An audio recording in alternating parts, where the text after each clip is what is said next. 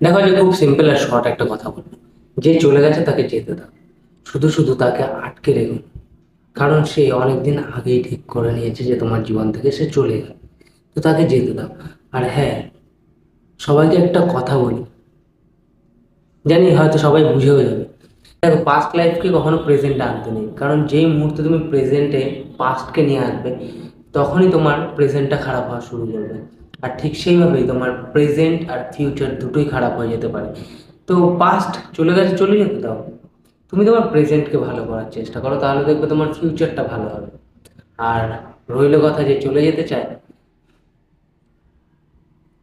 যে চলে যেতে চায় তাকে চলে যেতে দাও।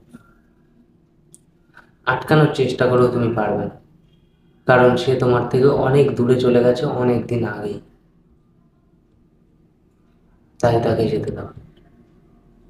তুমি এখন একা। আর একা থাকার অভ্যাসটা করো, কারণ একাই তোমাকে থাকতে হবে।